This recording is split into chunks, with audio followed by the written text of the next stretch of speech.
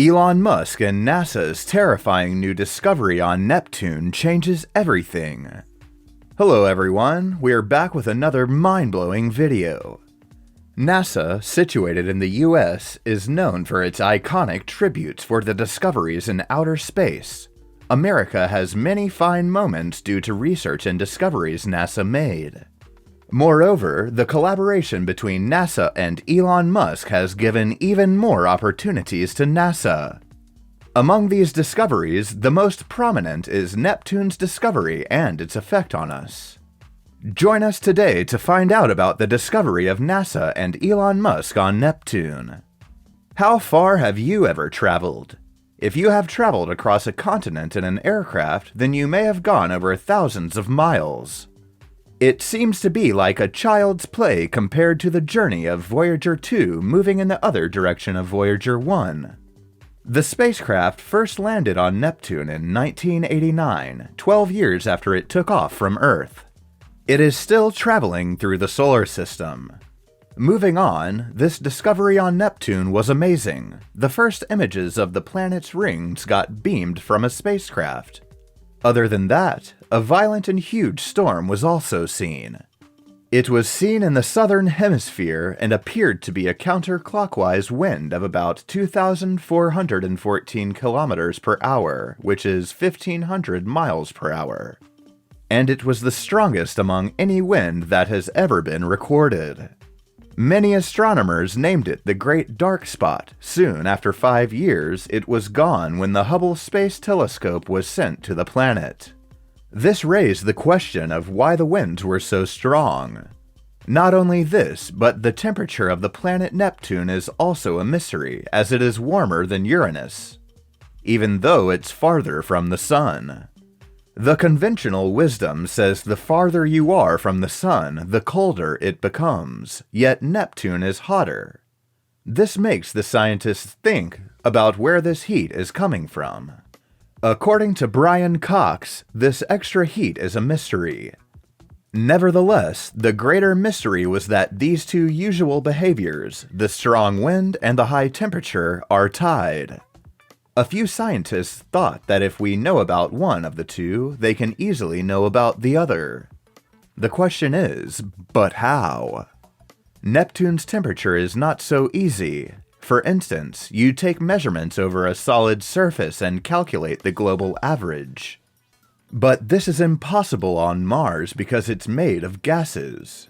Therefore, Neptune's temperature is taken at the altitude. Here, you decide what altitude you will take the measurement.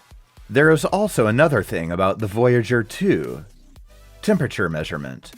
Most probably, it took the temperature measurement from the outermost layer. And at that point, Neptune's temperature was not this much higher than that of the planet Uranus. However, as the planet Neptune gets a little less solar illumination due to the distance from the Sun, this is not the case. Such similarity in the temperature suggests that the planet Neptune is warmer because of the heat it emits compared to the amount of heat it absorbs from the Sun.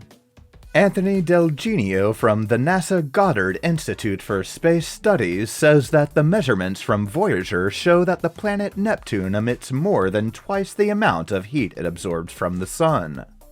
At the same time, this is not the case with Uranus. However, this discovery doesn't make Neptune unusual, whereas it makes Uranus weird because other planets like Saturn and Jupiter emit more heat than they are absorbing from the Sun. As stated earlier, the temperature's progression as we go farther from the Sun tells Jupiter to be the hottest of gas giants. Next is Saturn, and after that, Neptune. This makes Uranus out of place. Genio further explained the oddity. The unusual result is associated with the fact that the planet Uranus is not having a significant internal source of heat. In other terms, Neptune is trying to find a way to warm itself up to Uranus's level, while the planet is not able to generate extra warmth other than that which comes from the Sun. This makes you think about what is an internal source of heat.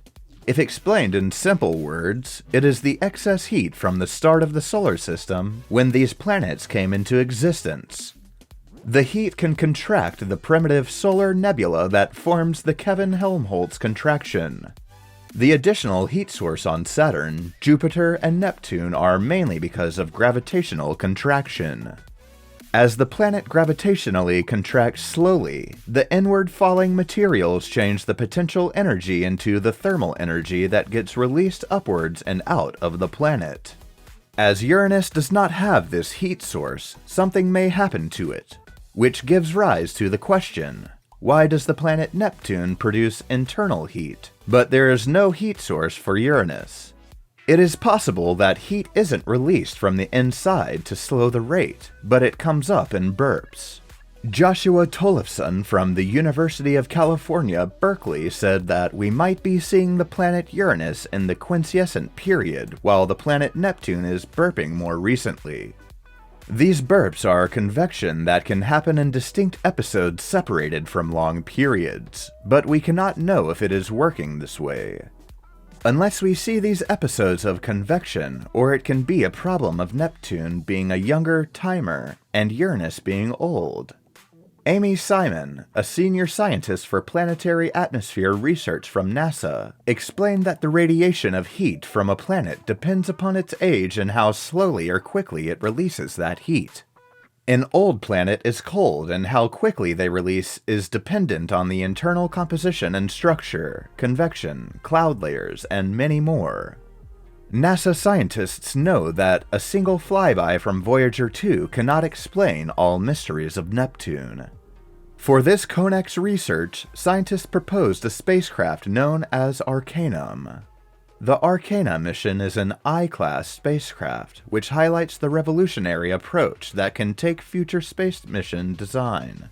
The weight is up to 21 metric tons, and the spacecraft can be 4 times heavier than the biggest deep space probe to date.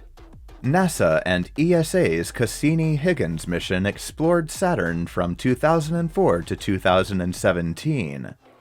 CONEX Arcanum has many components. The mission can be equipped with a telescope that will allow the study of the outer solar system and aid planets around the stars. But there isn't any existing rocket that can currently do such craft as CONEX's Arcanum. When there are such problems, scientists work around them. For instance, NASA and ESA's upcoming James Webb Space Telescope can be launched, folded, and then unfurled. However, the process is delicate, complex, and expensive. Moreover, a single mistake can send billions of dollars up in smoke. This is where Elon Musk comes in.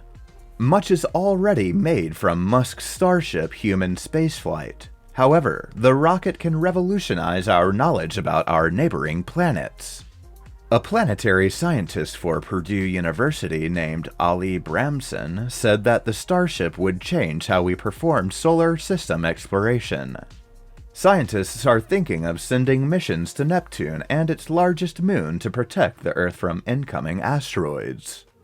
Starship conducting on the Texas site, dubbed site, is constructed of a large spacecraft on top of a bug booster called Super Heavy, and both can be reused while reducing costs significantly. SpaceX suggests the launches of $2 million by only using Starship with a drastic reduction in prices. Additional funds can take off the real equipment for scientific exploration or experiment.